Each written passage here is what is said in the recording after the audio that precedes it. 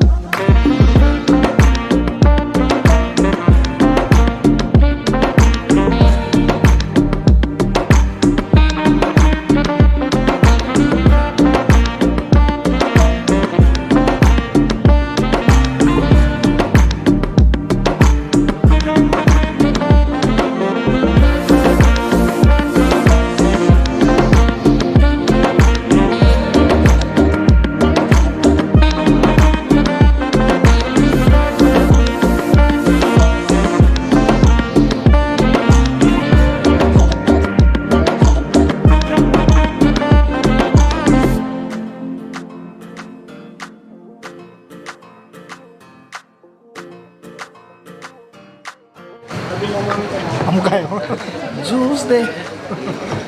Ada ini lah lagi. Kena international ni ada. Ayo udah ya, woi. Kalau aja pai. Singkat kan? Loi, aku kan. I'm sorry. Kita sebab aku tahu apa benda. Ayo kita sing. Kasi koi Cjakhum haina ming thon jaba du gumba koi restaurant amakhat ngasi koi ahan ba opening tawjaba sida language ni pakadang makbu Cjakhum gi managing director ki mo chinjaraga welcome tawjari ngasi gi entertainment ki evening sida koi gi rakta langsung biduna laibiba koi gi yamna nauna machin tum khalakliba magician hajaba tare koi gi mingon panjarabada agi brother Daya Sharma dagi magic macha macha khara hana mayamna as entertainment part amon lobira kanda pathangi musical oiba entertainment si yam enjoy to mina si have to thamjage please welcome Mr. Daya Sharma please.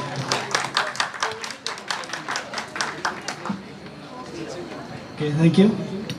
I am chamba trick amatang han utke ma'am da duga I close up ta sanga ga table sanga ko so matang ucha ke han da I am na ma'am bu yeng ya amatang han ucha ke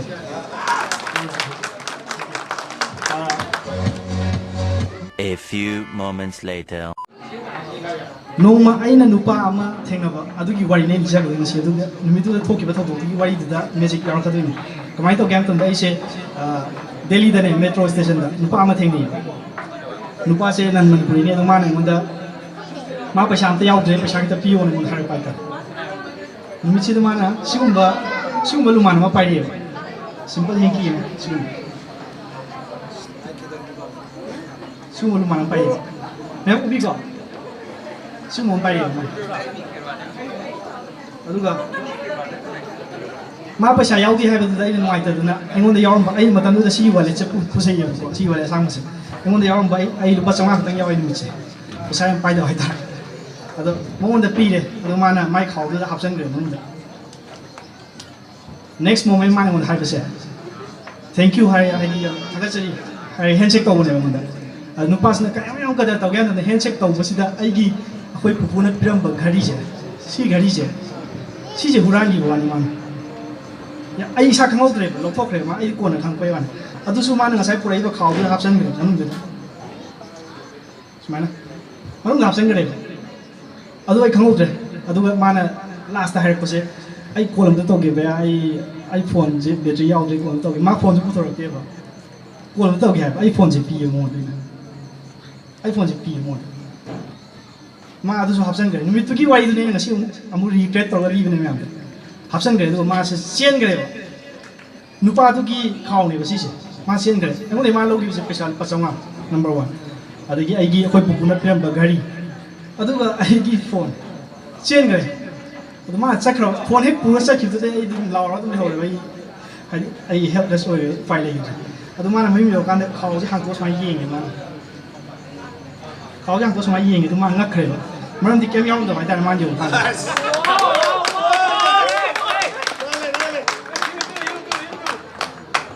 अदो सिदा इन हाइंग से musician दगी दि music तो मी दगी दि कछु हुरान सिंधी तो gain खलु मरम दि माना ngasai लोगी बघरी दो इदम सीडी बिस दम सीडी अदुगा माना लोगी बा एमो दगी माना बसमा का लोगी दम यावरी याव उइ को अदुगा मा जगह मतुम द मी ngai मतुम द फोन लाय बखै मा दगी फोन दुसु दम यावरी हम Thank you everyone. I'm Thank you.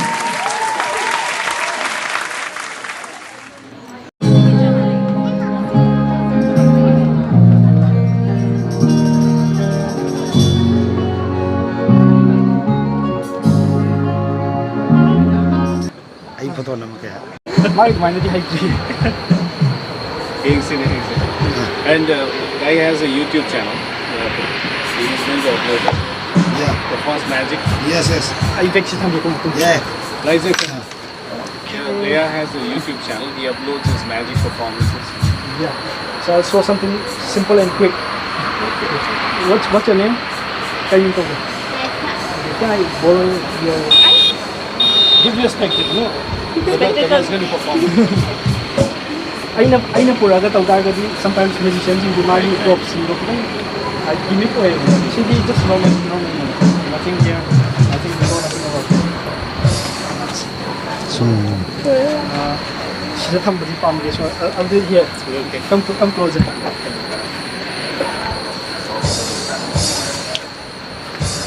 What's? Nothing below. Nothing above. What's? I get the shadow like this. Oh, shit! Nice man, nice. Oh, thank you. Nice. You see that? Yes, sir.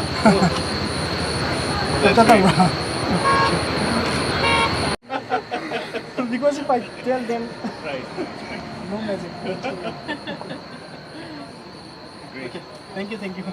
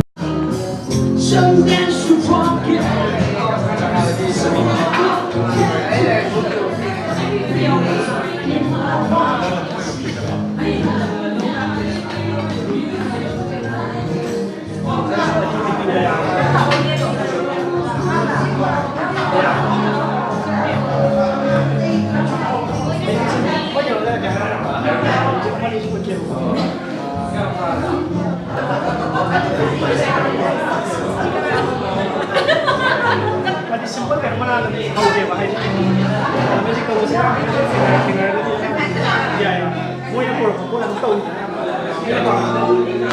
Magic system ꯂꯩꯕꯅꯤ ꯁꯤꯗ ꯂꯩꯔꯝꯕꯗ ꯑꯩꯅ ꯁꯨꯝ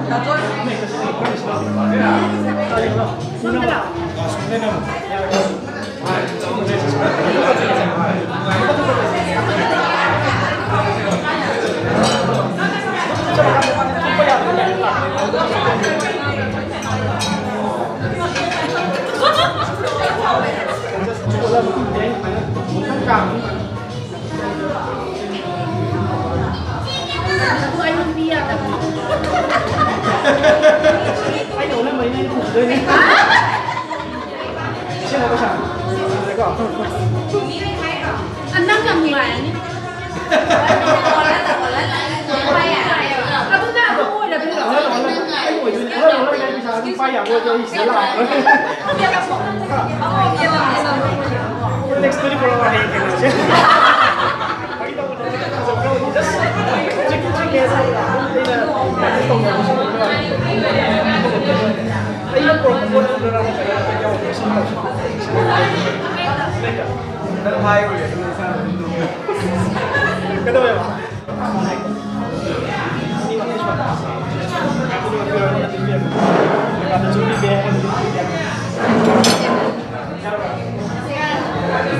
Ayah ni kau.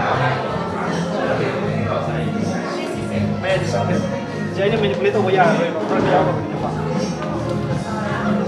Ini nanti. Siswa yang boleh. Sini ni kau. Hai boleh tahu. Mana lagi kau? Every card saya pun dia ni. Sini amat jadi yang boleh card dia. Siapa orang yang tu kalau kita dia. If they can't get, sometimes what if si card tu kalau dia saya kena yang tarik ke sini. Mereka. Betul tak? Oh yang mana? Sudah kau. Ada illusion ni betul illusion yang orang di sini orang tu kan saya mesti dia kata ni kau. Si kata kau ni blue ni kau nanti blue ni kau. Illusion ni apa? Si su. Oh. Dia nak ngoi dah apa? Kau ni sana. Kau nak ngoi berapa? One last one ago here. I need to go where the number is. 7 of hearts. 7 of hearts. 7 of hearts. Kan apa yang harus transfer?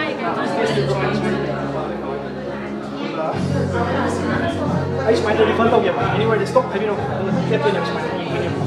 Anywhere they stop. Stop. Stop. 7 of hearts. The card you stop. 7 of hearts.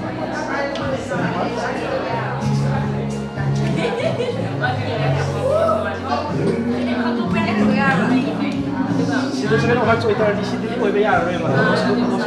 One card, ito na yung biyaw di ba? Sila kayo ay ginagawa. Sila rin magkard. Kaya rin magkard ko yung nabot yung niya. Si Sir Hanin, di ba? Hindi ba? Ano, so ka na yung kasi.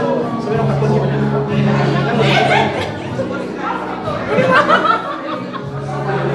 Seriously.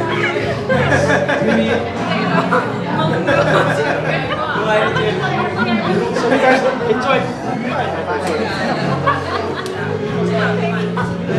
Interesting. Kan enjoy to video today. Daya Sharma. Thank you. Thank you.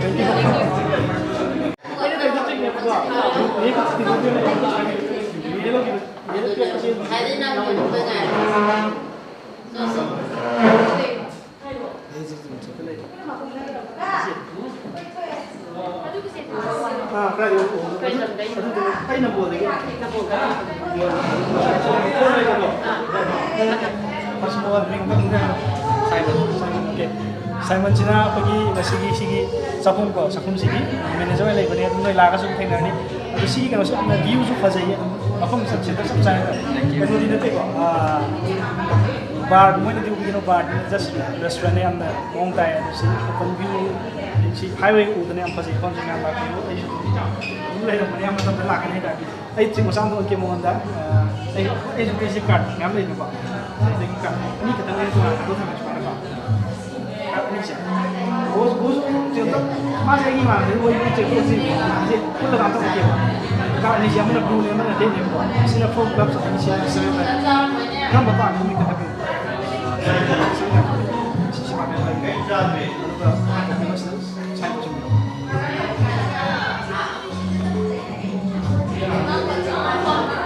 Simon, क्या का? Berapa? Simon na, second na to rin. Ano ba yung issue na pa ito?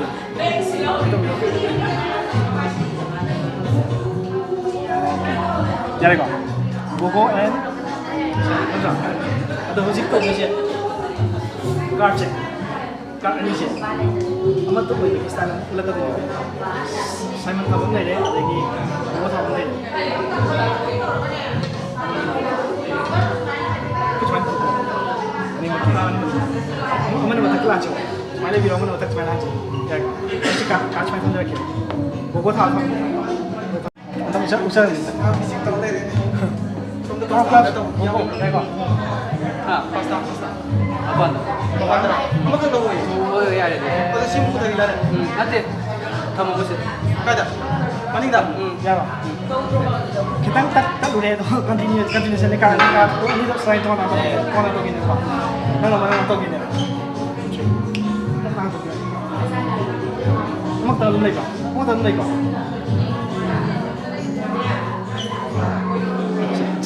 Napa nanti pak. Napa nanti pak. Tidak salah. Kamu kata ni pak ini napa nanti pak. Ya tidak salah. Anu sigi kat sini pak. Ay laban na ay jing na baita ay gift for yung pizza ng ini jangan tu minum Ya pasal ya semua.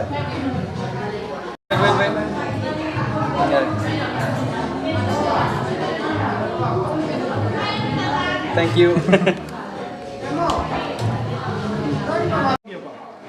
Anda butuh buka cek sih.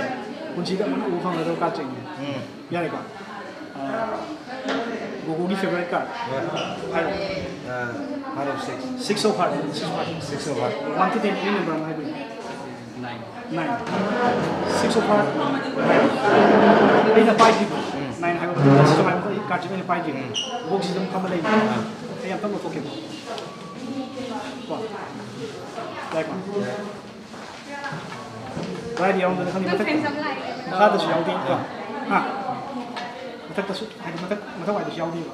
Kaya yang tu kan dia. Like one. Among the teachers is. Yeah. Kaya gumba ini sebenarnya among the therapist itu na. Sidi nate, obviously sidi nate. Sidi nate. Ini gumba among the therapist itu 9 cuba kasi 6 so far hewin ka. 6 so far. Kaya yang tak ada dia any card any number kau ni. Ya na. Yeah. So 1, 2, 3, 4, 5, 6, 7, 8, 9. Ay option ang pigil.